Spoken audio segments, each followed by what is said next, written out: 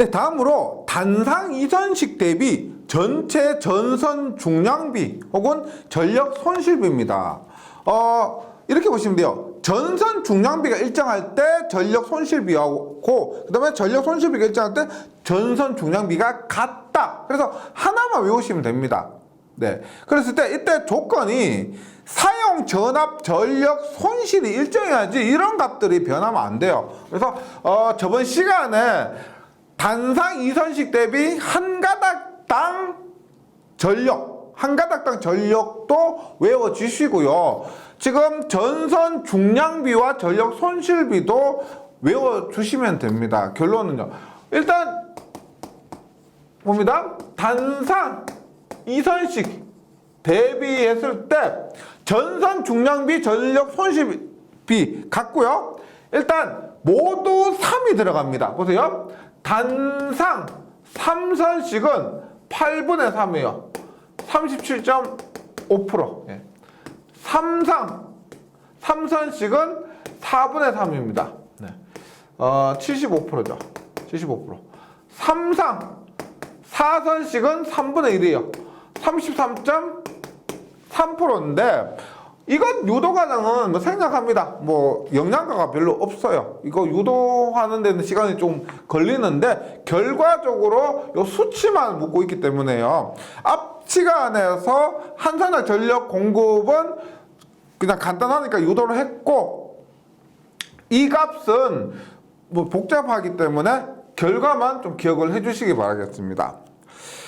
그 다음으로 단상 3선식입니다. 우리가 단상 2선식과 삼상 3선식, 삼상 4선식은 회로 이론에도 많이 다루고요. 전력공학, 그 다음에 전기기기에서도 많이 취급이 됩니다. 하지만 이 단상 3선식 같은 경우는 타 과목에서는 잘 나오지 않습니다. 전력공학과 실기에서만 자주 출제됩니다. 그러면 이 단상 3선식의 특징에 대해서 한번 공부해 보도록 합니다. 일단 변압기가 이렇게 1차 측에 변압기가 있고요. 그 다음에 2차 측이 이렇게 있는데 단상 3선식은 중성선을 이렇게 뺍니다. 그렇게 했을 때 일반적으로 상에는 110, 선간에는 220V가 걸리게 됩니다. 그리고 이 상과 상 사이, 상과 중성선 사이, 상과 중성선 선 사이에도 부하가 연결되고요. 선과 선 사이에도 이렇게 부하가 연결이 됩니다. 네, 요런 화면이 도면이고요. 근데 우리가 단상 3선식을 110에 220 이렇게 표현해요. 이건 뭐냐면 상전압이 110이고 선간전압이 220이다 이렇게 표현합니다. 혹은 220에 440도 있어요. 상이 220이고 선간이 440 이런 것도 표현을 했을 때 얘는 단상 3선식이구나 하고 이해를 하셔야 됩니다. 친절하게 단상 3선식이고 상전압 110, 선간전압 220 이렇게 설명 안 해주고요. 이렇게만 표현을 해도 단상 3선식인 것을 이해해 주셔야 되고요. 그 다음에 이렇게 표현할 수도 있습니다. 110에 0에 110 무슨 말이다? 110, 0, 110 이런 의미예요. 이것도 단상 3선식을 의미하는 얘기입니다. 이렇게 했을 때 모든 기준은 단상 2선식을 기준으로 한 특징을 얘기합니다. 장점 앞에서 한 것들이요. 전압 및 전류가 일정할 경우 한 선당 공급 전력이 1.33배만큼 증가했다. 상전압 기준으로 했을 때 1.33배 저번 시간에 했던 거죠. 그 다음에 조금 전에 한 겁니다. 전압 전력 손실이 일정할 경우 전선 전체 소요량이 똑같은 전압 똑같은 전력 손실을 가질 때 전선의 소요량이 8분의 3배만큼 감소합니다. 37.5%. 그 다음에 두 종류의 전압을 얻을 수가 있습니다. 이렇게 110과 220 혹은 220과 440 두 종류의 전압을 얻을 수 있는 장점이 있고요. 그 다음에 전압 강화 및 전력 손실이 감소한다. 이것도 단상 3선식의 장점이죠. 단상 2선식에 비해서 전류가 분배되면 그에 따른 전압 강화와 전력 손실이 감소하게 된다는 겁니다. 장점인데 단점이 뭐냐? 단점 봅니다. 첫 번째, 부하 불평형 시 전압 불평형이 발생한다는 거예요. 지금 단상 3선식을 두고 봅니다. 보세요.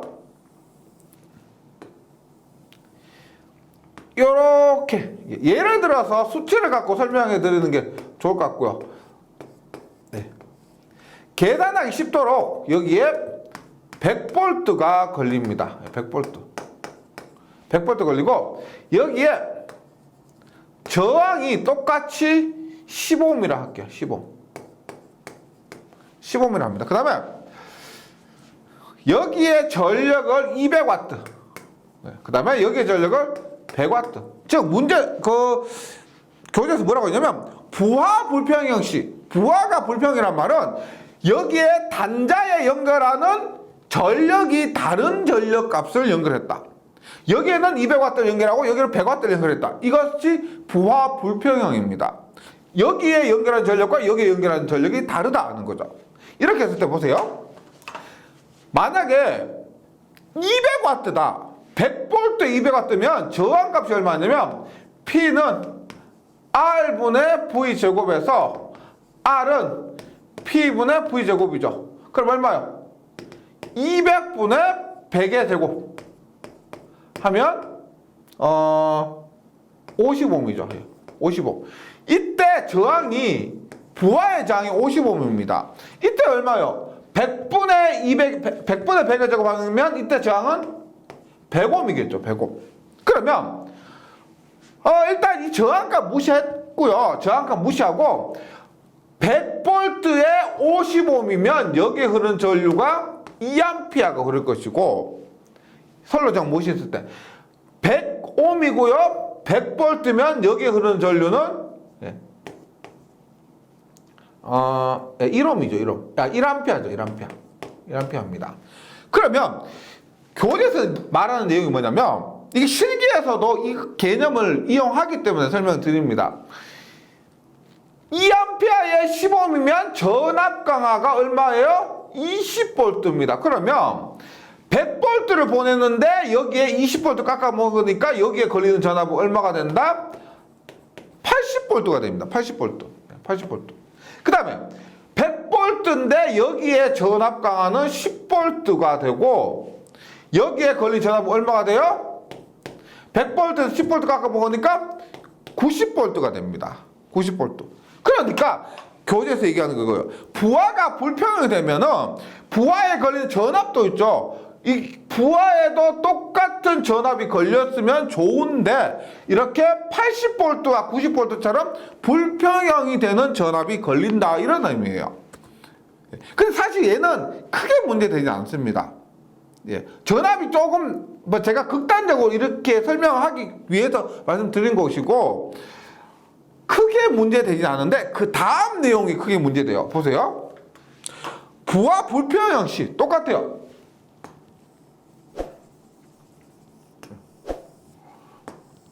부하 불평형 시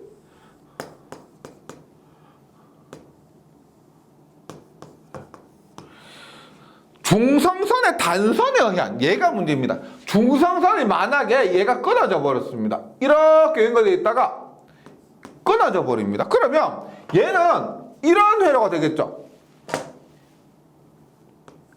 이 사이에 200V가 걸렸고요. 이 사이에 200V 걸렸고 앞에 것을 그대로 이용하면 얘가 50ohm이고 여기가 100ohm입니다. 이런 회로가 돼요. 이렇게 됐을 때 전압 불평 만약에 단선이 되지 않으면 괜찮은데 단선이 되면은 전압 불평형이 발생합니다. 어떻게 보세요? 여기는 몇 볼트가 걸리느냐? 전압 200V가 분배가 되죠. 200 곱하기 50, 100이니까 50 플러스 100분의 여기 걸린 전압은 50 하니까요. 150분에 200 하면 63.3V. 66.6V죠. 3분의 1 하니까 66.6V가 됩니다. 그 다음에 여기에 걸린 전압 얼마? 200 곱하기 150분에 100 하니까 133.3V가 됩니다. 즉 단선이 되면 여기는 100V, 여기도 100V 걸려야 정격인데 여기에 66.6V, 여기에 133V 걸려요. 그러면 이 부하는 100V가 정격인데 133V 높은 전압이 걸려버리니까 이 부하가 소선될 가능성이 있다는 겁니다. 얘는 그냥 뭐 동작 안 되면 그만인데 얘는 소선될 우려가 있다. 그래서 단상 3선식은 중성선에 보통 여기 퓨즈 있죠. 전압선에는 퓨즈를 연결을 할 수가 있는데 중성선에는 퓨즈를 연결할 수가 없습니다. 연결하면 안 돼요. 그래서 퓨즈 대신에 여기는 동선으로 직결합니다. 끊어지지 않는 구리선으로 직접 연결하지 퓨즈를 설치하면 안 된다. 네. 그래서 교재 내용 다시 해볼게요. 부하 불평형 시 중성선의 단선에 의한 전압 불평형 발생으로 부하 소선 우려가 있어 중성선에 퓨즈를 설치하면 안 되며 이런 전압 불평형을 줄이기 위해서 저압선에 말단에 밸런서를 설치합니다. 이 경우는 괜찮은데 이 경우는 중성선에 퓨즈 설치하면 안 되고요. 그 다음에 앞에서 전압 불평형이 발생했죠. 그래서 이 부하 부분에 요것을 우리가 일종의 간단한 변압기라 보시면 됩니다. 이것을 우리가 저압 밸런서라고 그래요. 밸런서. 네. 밸런서. 그래서 전압에 균형을 맞춰주는 겁니다. 전압 불평형이 발생하다 보니까 그 불평형을 보충해주기 위해서 이 저압 밸런서를 설치합니다. 예, 밸런서를 설치해준다. 이렇게 기억을 해주시고요. 그래서 저압 밸런서를 사용하는 방식이 단상 3선식밖에 없다. 예, 이렇게 사용을 합니다. 그 다음에 전압의 N배승압이 있습니다. 굉장히 중요하죠. 예.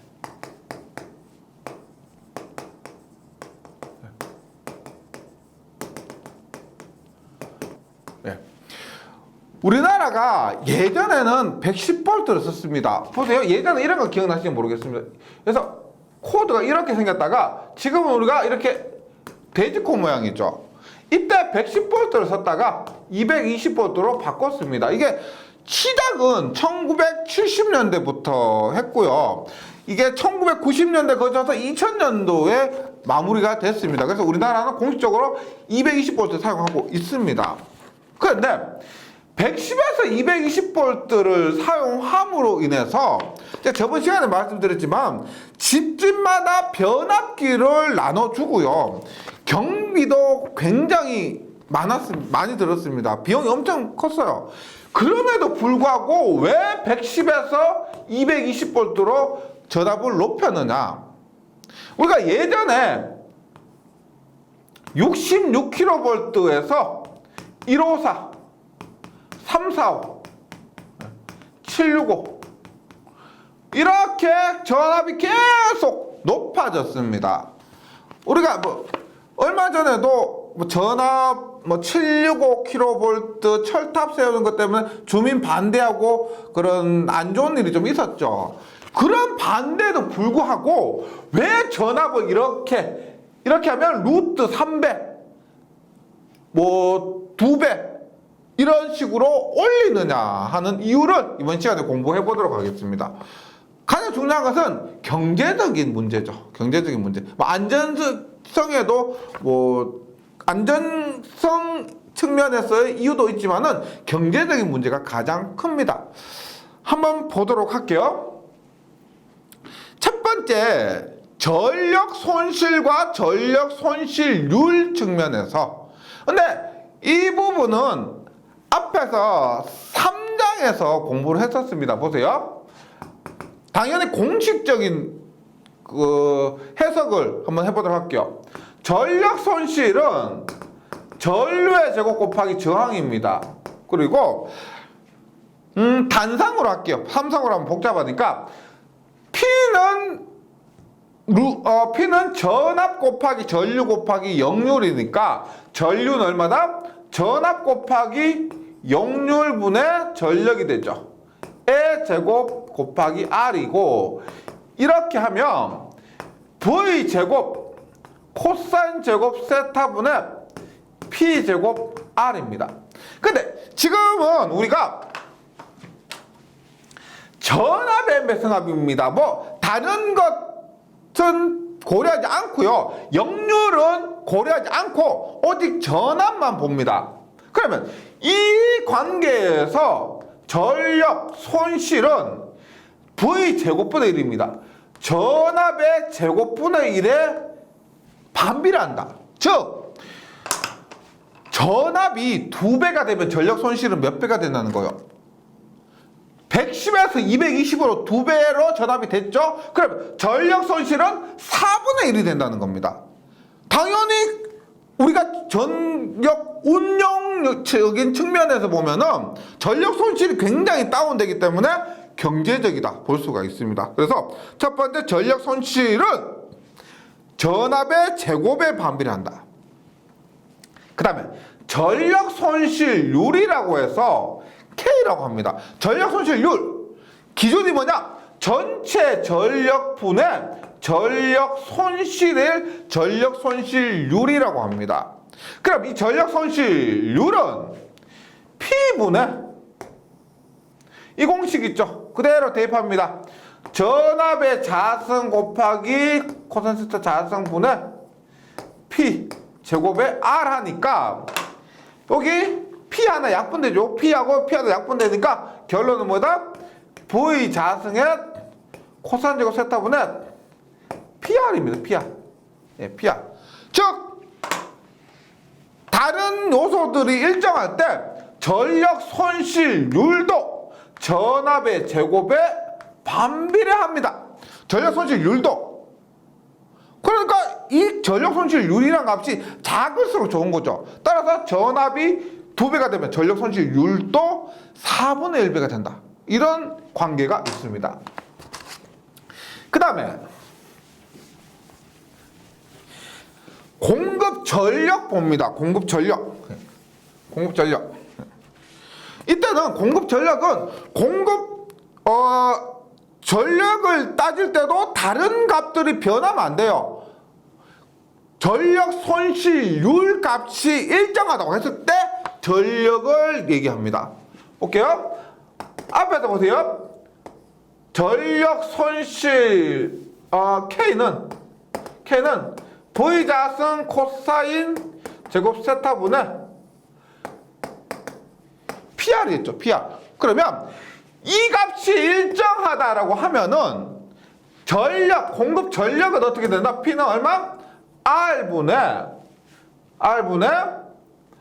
V 자승 코사인 제곱 세타 곱하기 K가 됩니다. K. 그러면 어떻게 돼요? 결과적으로 공급 전력은 전압의 제곱에 비례합니다. 전력 손실률이 일정하다고 보고 나머지 값도 변동이 없다고 했을 때 전압이 2배가 되면은 공급 전력은 4배를 보낼 수가 있다는 거예요. 굉장하죠. 3, 4, 5에서 7, 6, 5로 만약에 전압이 2배가 됐다. 2배 넘죠? 2배가 됐다고 하면 보낼 수 있는 전력은 4배를 보낼 수가 있다는 거죠. 예, 그렇기 때문에 공급 전력적인 측면에서도 전압의 승합이 유리합니다. 그 다음에 이것뿐이 아니고 전선의 단면적까지 한번 보도록 합니다. 보세요. 지금 여기에서 V 자승의 코사인 제곱 세타 P에 우리가 앞에 2장에서 선로 정수할 때 R은 로 A분의 L이었죠. 그래서 R 대신에 얼마? A 로 L을 대입을 하면 대입을 하면 I 대신에 이렇게 대입하면 전선의 단면적은 어떻게 됩니까? 전선의 단면적은 넘어가니까 V 자승의 코사인 제곱 세타의 K 분의 P의 로 L이 됩니다. 그러면 이게 무슨 말이냐면 전선의 단면적은 전압의 제곱에 반비례합니다. 어떤 말이요? 내가 전압이 3, 4, 5kV일 때는 이만한 전선의 단면적을 써야 되는데 만약에 765 2배가 됐다 그러면 전선의 단면적이 요만한 거 써도 된다는 거죠. 이게 뭐예요? 전선 B 자체가 굉장히 다운됩니다. 똑같은 전력에 똑같은 거리라고 했을 때 전압이 2배가 되면 전선의 단면적은 4분의 1이 되는 거예요. 굉장히 경쟁적이죠. 그러면 이것뿐만 아니고 거리 한번 볼게요. 거리 L은 어떻게 돼요? L은 넘어가니까 P 로분의 A V의 자승 코사인 제곱 세타 K가 되죠. 길이는 뭐 어떻게 돼요? 전선 길이는 얼마? 전압의 제곱에 비례하게 됩니다. 뭐냐? 내가 전압을 2배로 딱 보낼 수 있는 거리가 4배가 된다는 겁니다. 즉 예를 들어서 3, 4, 5km로 해서 예를 들어서 내가 서울에서 대전까지 전력을 보낼 수가 있었는데 765를 하니까 서울에서 부산까지 전력을 보낼 수가 있더라. 이런 의미입니다. 똑같은 전력, 똑같은 손실일 때 보낼 수 있는 거리가 4배가 된다. 이런 의미예요. 그래서 공급 전력적인 측면에서도 공급 거리적인 측면에서도 좋고요. 그 다음에 전압 강화와 전압 강화율입니다. 전압 강화와 전압 강화율은 이걸 보셔야 돼요. 우리가 보세요. 전력은 간단하게 VI가 됩니다. 전력은 전압 곱하기 전력. 그래서 똑같은 전력을 보낸다고 했을 때 전압을 N배로 하면 얘가 똑같아지려면 전류는 어떻게 해야 돼요? N분의 1이 돼야 되겠죠. 따라서 약분하면 VI가 되는 겁니다. 따라서 전압을 N배 하면 똑같은 전력을 보낸다고 했을 때 전류는 N분의 1배가 돼야 돼요. 그러면 전압 강화는 우리가 일반적으로 뭐 IR의 코사인 세타 뭐 어떻게 하지만은 기본적으로 IR이죠. 예, 리액터에서 무시했을 때. 그러면 얼마? 전류가 N분의 1이 됐기 때문에 얼마? N분의 1이. 즉 전압 강화는 전압의 반비례합니다. 전압이 N배 되면은 전압 강화는 N분의 1 해서 전압 강화는 전압의 반비례.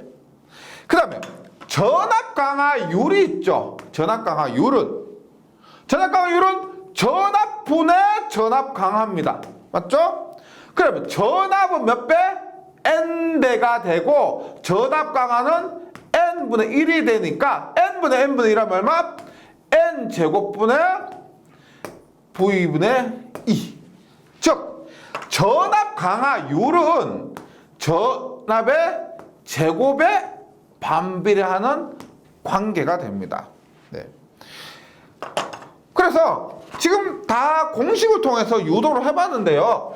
이 관계는 시험장에서는 처음부터 이렇게 다 따지고 하시지 마시고 여기에 정리를 하면서 좀 외워주시면 좋겠습니다. 처음부터 한번 볼게요. 처음부터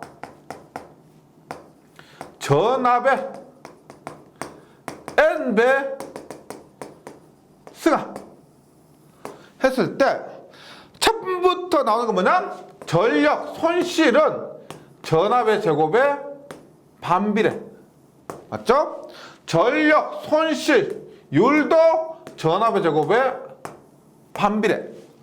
공급 전력은 전압의 제곱에 비례.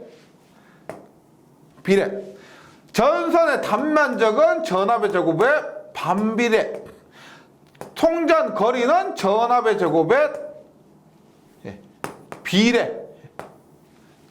그 다음에 전압 강화는 전압의 반비례, 전압 강화율은 전압의 제곱의 반비례. 보면 보세요. 여기서 비례 반비례 떠나서 클수록 좋은 게 뭐가 있어요? 클수록 좋은 거. 지금 공급 전력이나 보낼 수 있는 전력이나 전선의 길이, 보낼 수 있는 길이는 클수록 좋은 겁니다. 맞죠? 클수록 좋기 때문에 얘는 전압의 제곱에 비례하는 거예요. 클수록 좋은 건 제곱의 비례. 그 다음에 작을수록 좋은 거. 전력 손실이 작을수록 좋죠. 전력 손실률도 작을수록 좋죠.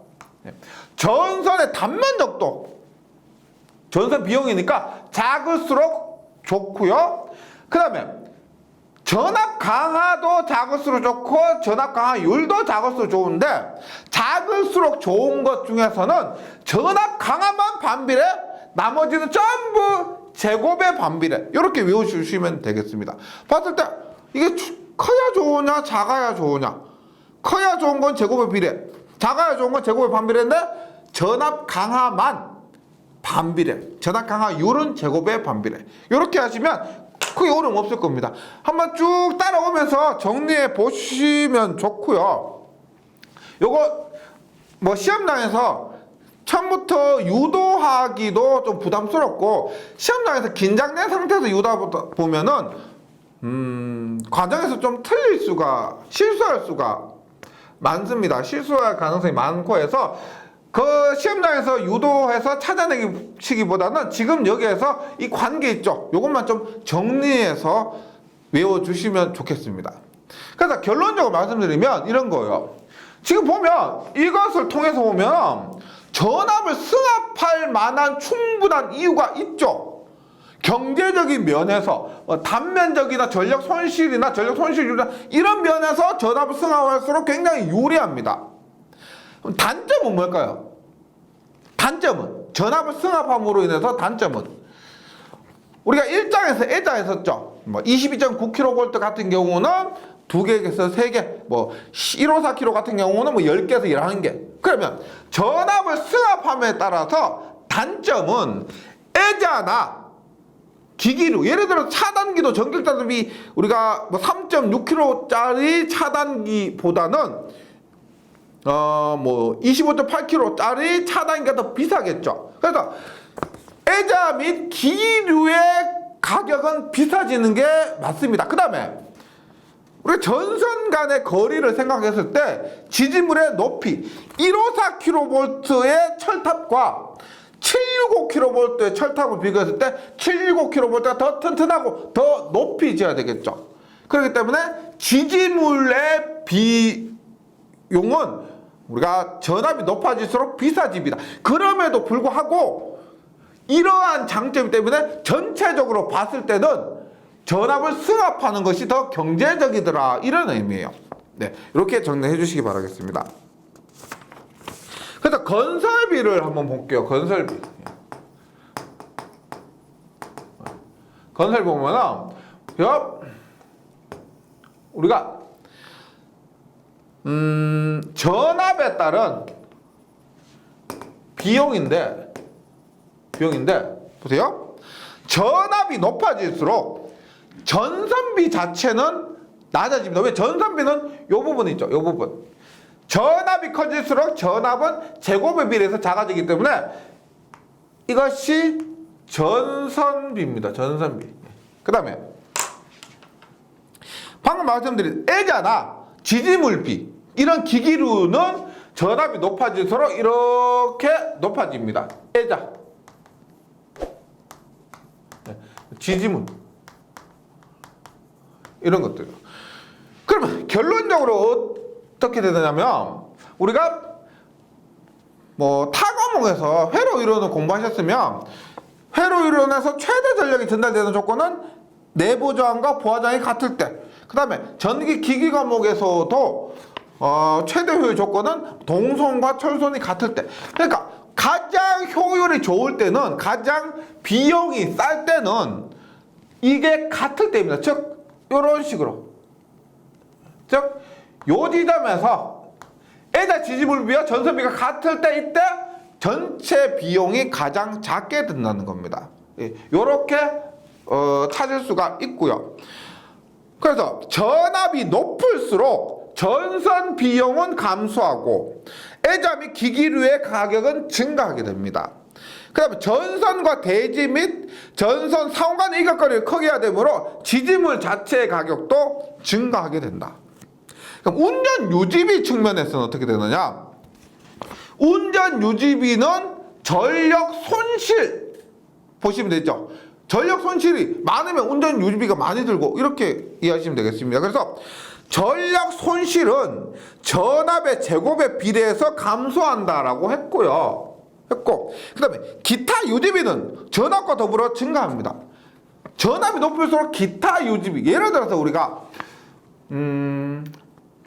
전기 기사는 10만 볼트 이상을 취급할 수가 있지만 산업 기사 취득하신 분은 10만 볼트 이상은 취급할 수가 없다. 용량은 상관이 없는데 전압 자체는요. 그다음 기사가 상주를 해야 됩니다.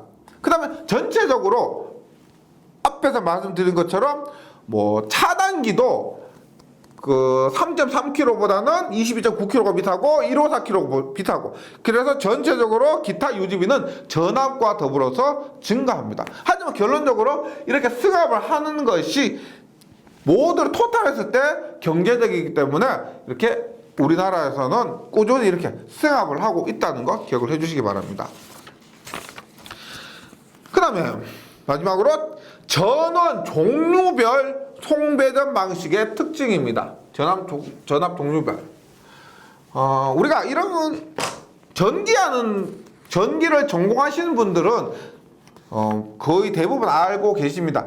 전기 역사에서 가장 유명한 게 뭐냐면 전류전쟁이라고 있습니다. 커런트 워. 전류전쟁이 뭐냐면 제네릭 일렉트릭을 세운 사람이 에디슨이죠. 그 에디슨이 사장이고요. 그 다음에 그 직원으로 테슬라라는 사람이 있었습니다. 그런데 요즘은 뭐 전기 자동차로 유명한 테슬라인데 그 당시에 전기가 초기에 뭐 전등도 이제 나오기 시작하고 했을 때 발전기도 처음 시작되었을 때 그때 교류 방식이냐 직류 방식이냐를 갖고 두 명이 뭐 싸웠습니다. 그래서 전류 전쟁이라 그래요. 그러면 에디슨이 직류를 주장했고요. 테슬라가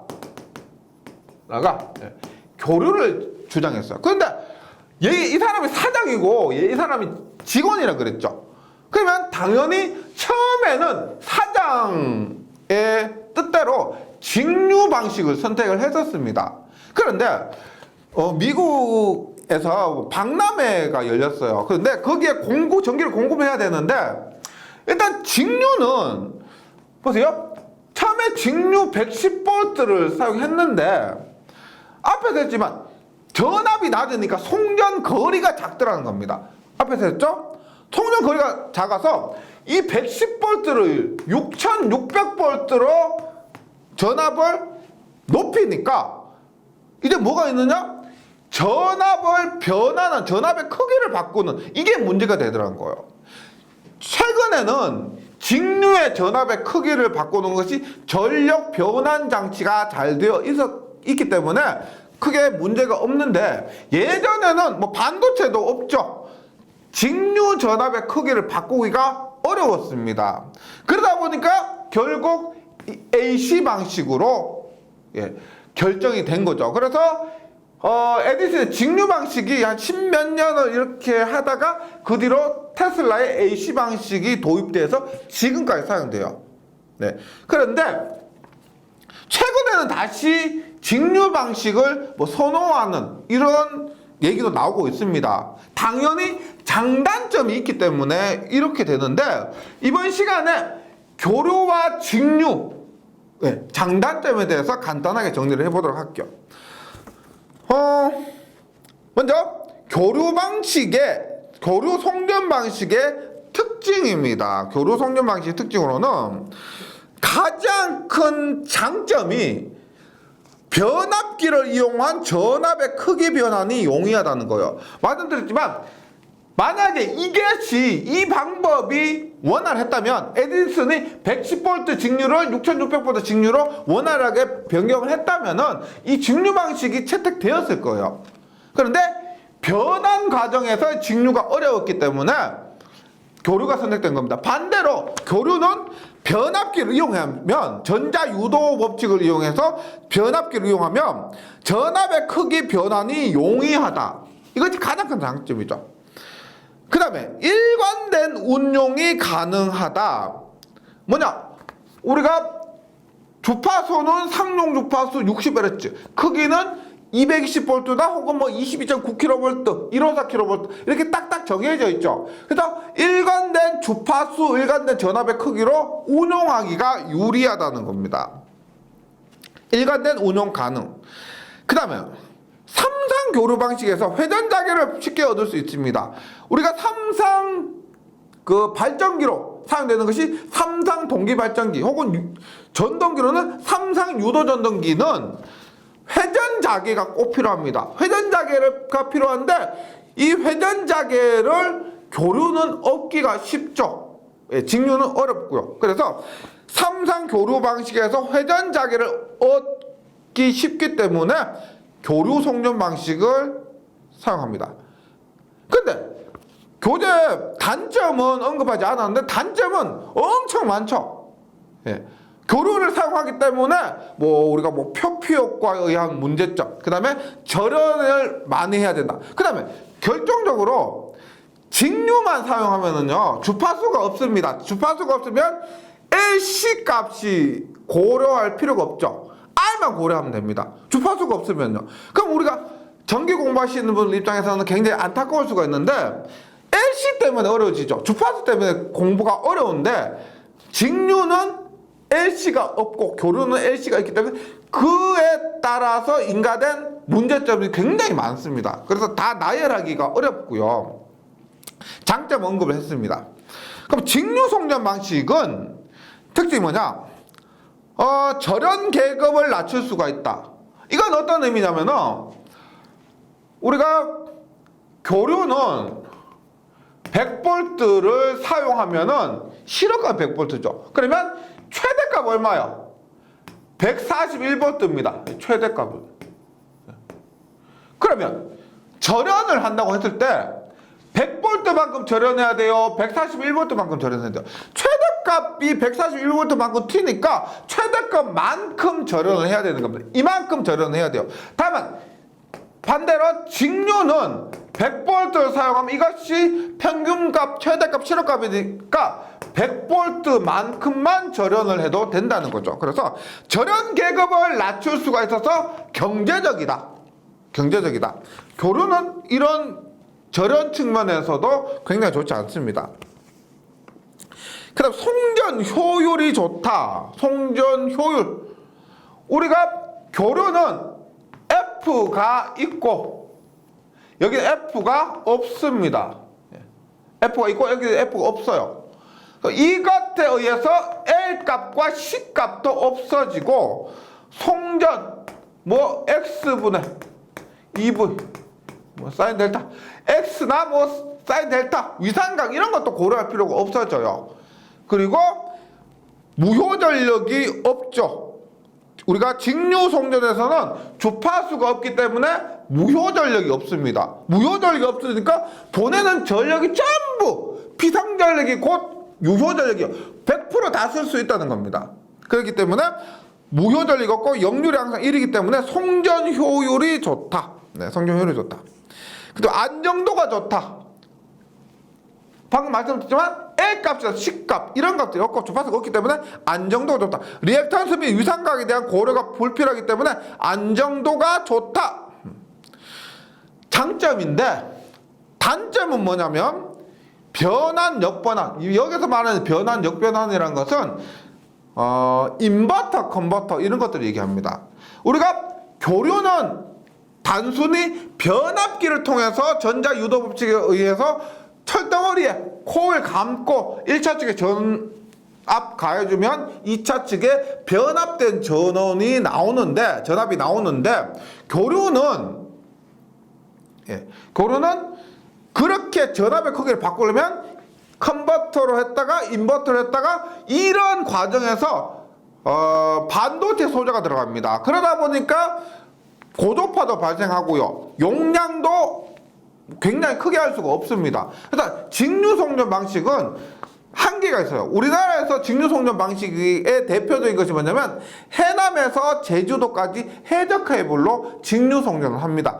거기에는 직류송전 방식이 유리하기 때문에 사용하지만 나머지 부분에서는 직류송전 방식이 굉장히 어렵고요. 경제적이지 못합니다. 그래서 교류송전 방식을 보통 사용하고 있다. 이렇게 이해하시면 되겠습니다. 저는 종류별 교류와 직류의 특징에 대해서는 외우시기보다는요, 방금 말씀드린 것 그냥 이해해 주시면은 객관식으로 문제가 출제됐을 때 선택하기가 어렵지 않을 겁니다. 네, 잘 정리해 주시고요. 저는 문제풀이 시간에 다시 뵙도록 하겠습니다. 수고하셨습니다.